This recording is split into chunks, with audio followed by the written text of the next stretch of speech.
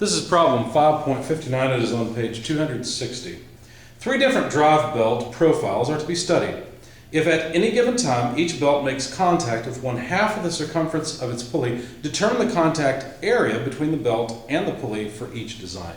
Now, each of these designs are the pulley setup, I should say, is very similar. There's an axle on which the pulley rides. We're looking at it in cross-section, spokes, something like this. The interesting feature is the shape of the belted section. So there's a similar mirror image on the other side. We're not really interested in the mirror image side. It doesn't matter. We're just interested in this side. The belt rides, in this case, in a groove. It's shaped just like the groove. It has contact at the bottom of the groove and on the sides. Now there's some geometry that's given for this one. At the base here, we've got a 0.625 inch width, 5/8 inch. The belt itself is only 1/8 of an inch in thickness. There's a 40-degree angle between the two sides of the belt, or a 20-degree half angle if you like. And then the outside of the pulley, that dimension is 3 inches. Now, if you read the problem, it could be a little bit confusing to understand what they mean. There's actually two more scenarios. This is scenario A. It can be a little bit confusing. What do they mean by wrapping halfway around the pulley? What they mean is that if we draw the pulley, it's supposed to match. Let's make it match. Pull these lines over, get a decent circle out of it. Okay. So that pulley, what that means is that this belt wraps around half of the pulley and then comes off. That's all they mean. So there's no contact after that halfway point, and full contact around the half of the pulley. Now, of course, the dimension is, that 3-inch dimension is to the upper part of the belt in this case. All right, so if I extract the belt surface that is in contact, it looks like just a line. I'll call this 1, 2, 3. And what I'd like to do is locate the centroid of this line, because the centroid of this line rotated around half of that circle times the length of that line will give me the area of contact, if you remember that theory. Remember, lines turn into areas. If you multiply areas times the length that the circumference travels, then you get a volume. We want a surface area in this case. So I'm going to define a positive y-coordinate from the top going down, okay, just for reference. So I need to locate the centroid. It's not here. It's not halfway. It's somewhere between those, because the sidelines weight the centroid up off of that bottom line too. So what I did, I made myself a table of lines 1, 2, and 3. I noted their length in inches. To get the length of the sides, 1 and 3, we've got to realize that there's a 20-degree angle. And I only know the base of the resultant triangle. So the triangle looks something like this with a 20-degree angle there. And I only know this side length. But what I want is the hypotenuse length. So to get that, since that's a cosine relationship, what I need to do is take 0.125 inches and divide it by the cosine of 20 degrees. When you do that, you get 0.1330 or so inches. So let's just put that in our table. It's the same for both elements 1 and 3. Element 2's length is trivial. That's 0.625. That was given.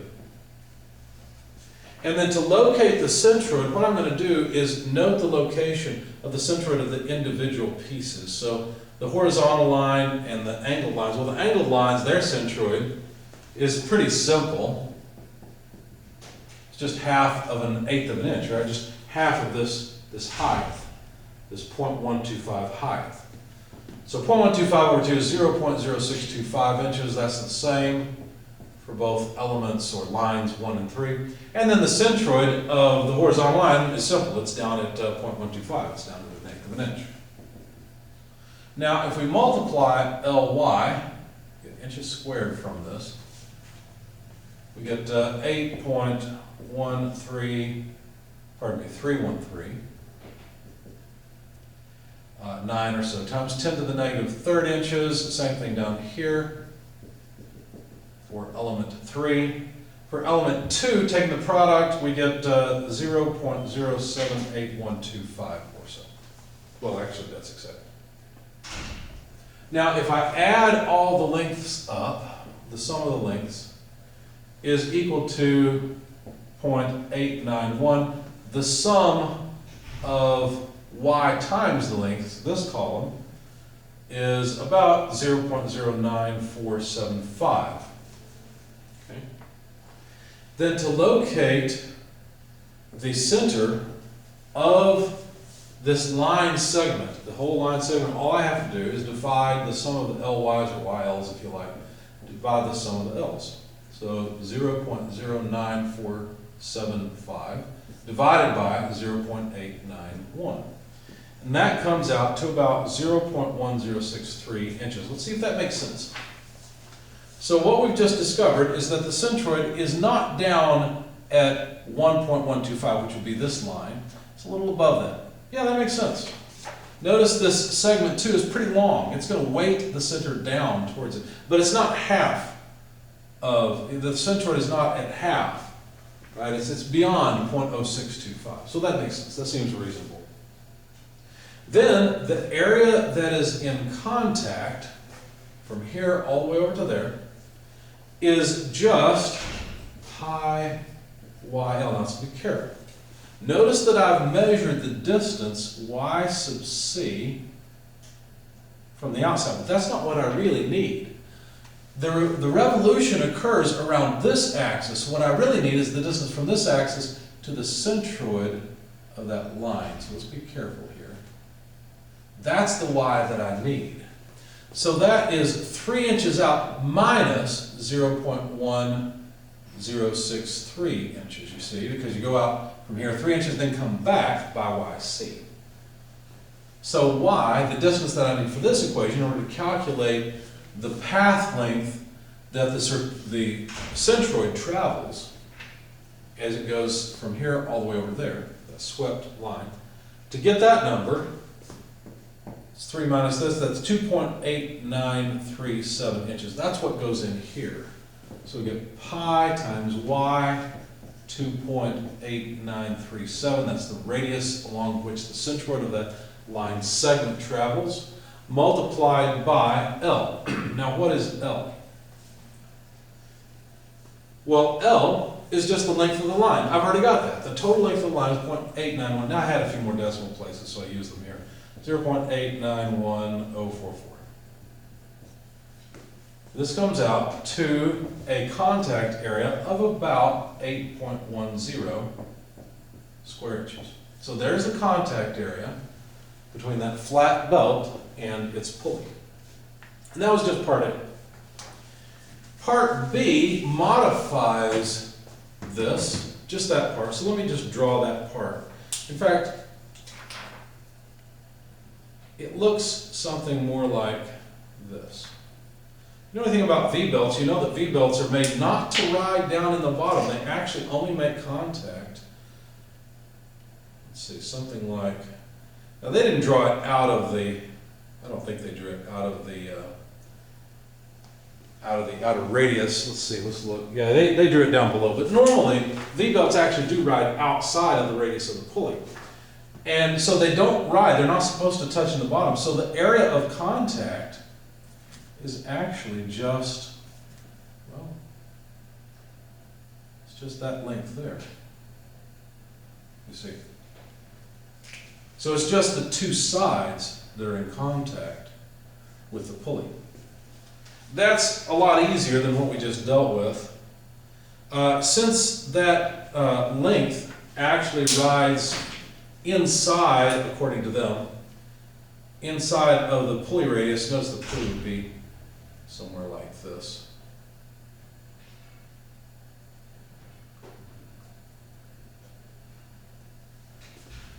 I went ahead and used positive y from the outside edge, again 3 inches from the center.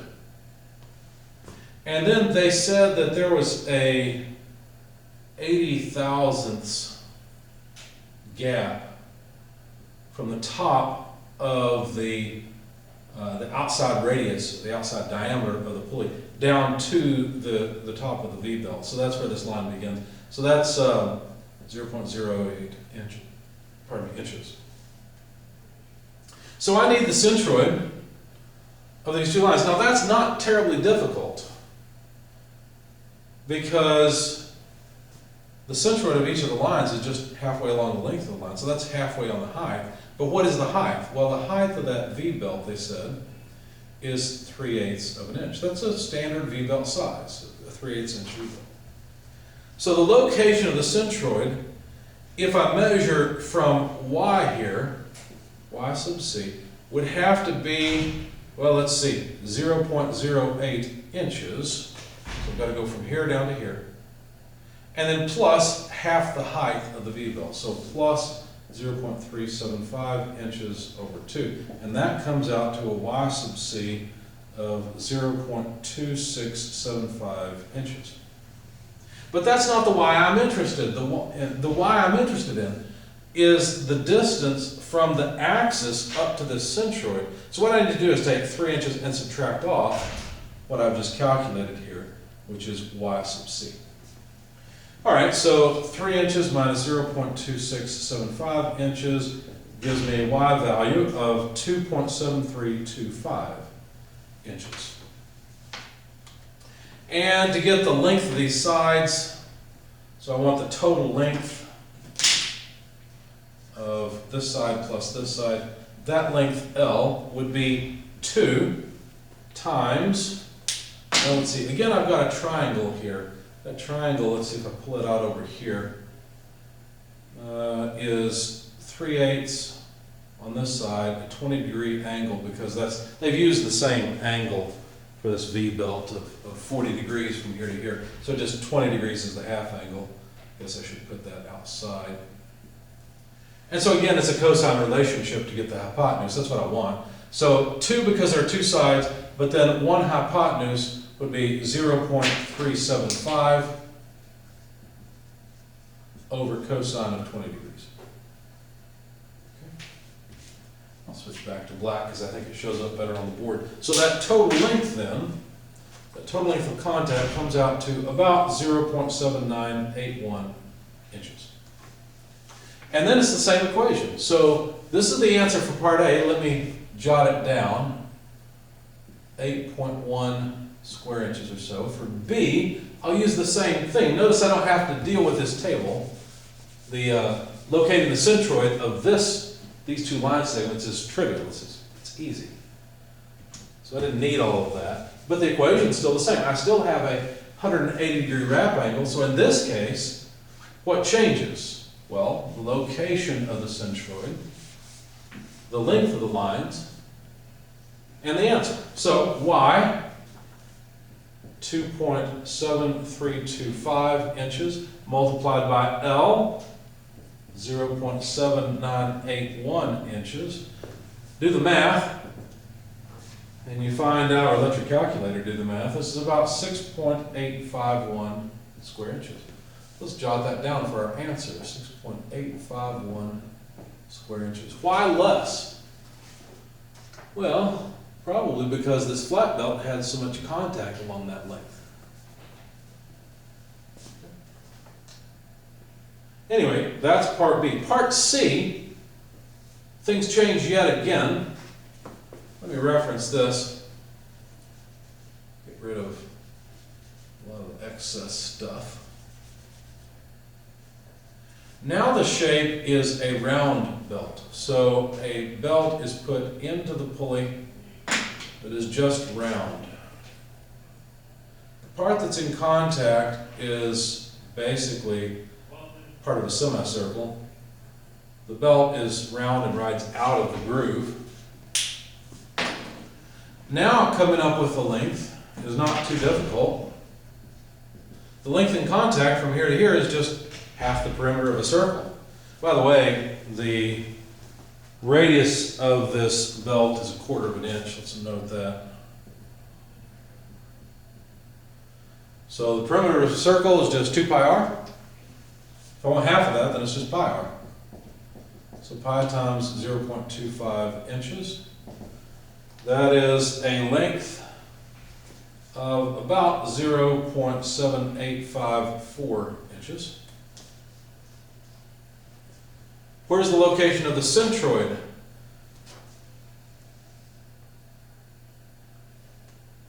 Well, the centroid is going to be down here somewhere. We're not interested in the centroid of the whole belt. We're interested in the centroid of the line that's in contact with a pulley. So we basically need that dimension. And that dimension, y sub c, is just 2r over pi. So that's 2 times 0.25 inches over pi. That comes out to about 0.1592 inches. Therefore, y